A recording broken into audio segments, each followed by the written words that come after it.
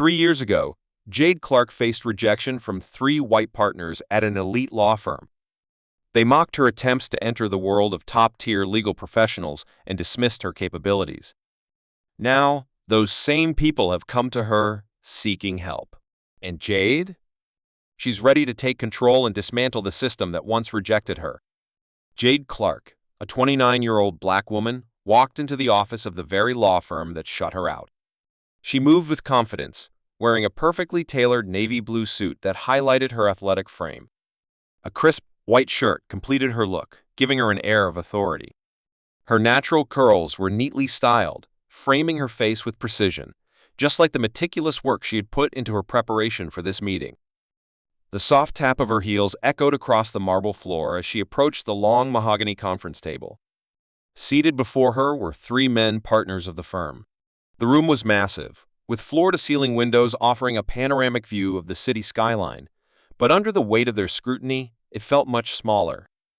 At the center of the table sat Mr. Brady, the senior partner, his silver hair combed back to perfection.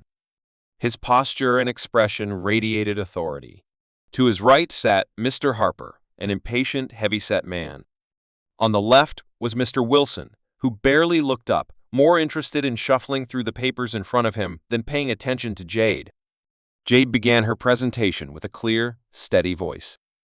She laid out her years of experience in corporate law, highlighted the successful cases she had been part of, and explained her innovative strategies that helped her previous firm avoid serious legal setbacks. Every word was carefully chosen, every sentence sharp and precise. But instead of engaging with her presentation, the men barely responded. Mr. Harper smirked when she mentioned her degree from a prestigious law school. Mr. Wilson checked his watch, as if her words were a waste of his time. Then came the first jab. "How do you think you fit into a firm like this, given your background?" Harper asked, his voice dripping with condescension. That word background stung, but Jade kept her professional smile intact. She responded calmly, explaining how she thrived in any environment. But Harper's dismissive nod told her everything he wasn't interested in her answer. Next, Mr. Wilson chimed in. "You mentioned big cases, but you were just a junior associate back then, weren't you? How much impact could you really have had?" Jade kept her composure and explained how she had taken on critical responsibilities leading research, drafting important documents, and negotiating settlements. But Mr. Wilson's half-hearted "I see" told her he wasn't listening. The questions became sharper, more condescending, as if they were trying to push her off balance. But Jade stood her ground. She countered every rude remark with facts, answering each insult with professionalism. Her calm demeanor masked the anger building inside anger, born from years of enduring microaggressions and prejudice in the legal field. Then came the final blow. Mr. Brady leaned back in his chair, crossed his arms, and gave her a slow, evaluating look. "Let's be honest, Miss Clark," he said, his voice heavy with disdain. "The legal world isn't meant for people like you. Maybe you'd be better off finding a more suitable field." The insult hung in the air like a storm cloud. Jade's grip tightened on the folder in her hands, her knuckles turning white. She wanted to shout, to hurl his words back at him, but she knew that doing so would only confirm their biases. Instead, she gave a single, tight nod. With deliberate slowness, she gathered her documents and turned to leave, her heels clicking steadily on the marble floor. She refused to give them the satisfaction of seeing her rush or falter.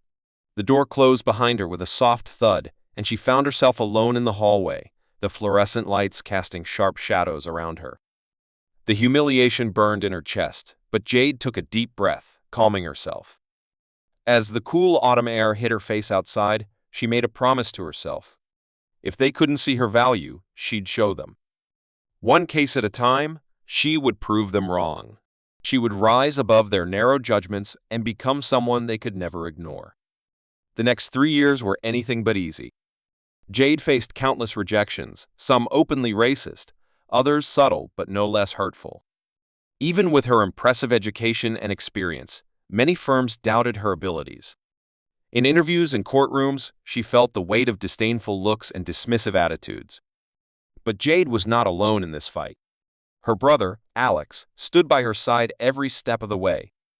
Strong-willed and fiercely loyal, Alex reminded her of her goals whenever she felt like giving up. "Your future isn't decided by them," he would say. "You decide what happens next." Finally, after numerous rejections, Jade secured a position at a small law firm. It wasn't glamorous, but it gave her a chance to prove herself. She took on every case with determination, even the ones no one else wanted. Her creative problem-solving and relentless work ethic soon made her a vital part of the firm. Colleagues began to respect her, and clients noticed her willingness to take on the toughest cases. Jade's reputation grew as a lawyer who never backed down, no matter how hopeless a situation seemed. Jade also began speaking at legal conferences, sharing her personal experiences with discrimination in the industry. Her speeches struck a chord with audiences, and she became known not just as a successful lawyer but as a voice for change.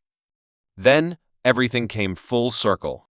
3 years after the humiliating interview, the prestigious law firm that had rejected her found itself in deep trouble. Partners had left, taking key clients with them, and the firm's reputation was in ruins. Revenue plummeted, and Mr. Brady, the only partner remaining from the old team, found himself in a desperate situation. There was only one person who could save the firm, Jade Clark. This time, the meeting took place in Jade's office.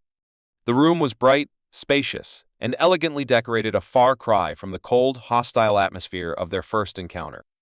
Mr. Brady, humbled and no longer brimming with confidence, sat across from Jade and made his offer. He offered her a partnership, hoping her influence could restore the firm's reputation. But Jade was not the same woman they had dismissed 3 years ago. She agreed on her terms. Jade demanded full control over key areas of the firm and insisted on the implementation of policies promoting inclusivity and equality. She wasn't just looking for professional recognition, she wanted to change the culture of the firm from the inside out. Mr. Brady, with no other options, accepted her conditions. Jade became a partner, but she wasn't content with merely holding the title. She began a complete transformation of the firm, hiring talented young lawyers from diverse backgrounds. She focused not just on their academic credentials, but also on their life experiences, ensuring her team reflected the diversity she had always valued. She introduced mentoring programs, personally guiding new lawyers to help them build their careers. Jade also created anonymous channels for complaints to ensure every employee felt safe and protected. Under her leadership, the toxic culture that once defined the firm disappeared. Clients, impressed by the firm's new direction, returned in droves. The firm not only regained its reputation, but became a shining example of how inclusivity and professionalism could go hand in hand. Jade continued to speak at conferences, sharing her journey and inspiring others to fight against discrimination. She became a beacon of hope for women and minorities in the legal field, proving that perseverance and justice could overcome even the toughest challenges. A year later, Jade was recognized as the Young Partner of the Year. Her name became synonymous with innovation, resilience, and equality. The same firm that once rejected her now stood as a model for others, showing that embracing diversity was not just the right thing to do, it was also profitable. If Jade Clark's story inspired you, make sure to hit the subscribe button and tap the bell icon so you never miss any future content from Unfolded Tales Explained. Many more stories like this are on the way, stay tuned.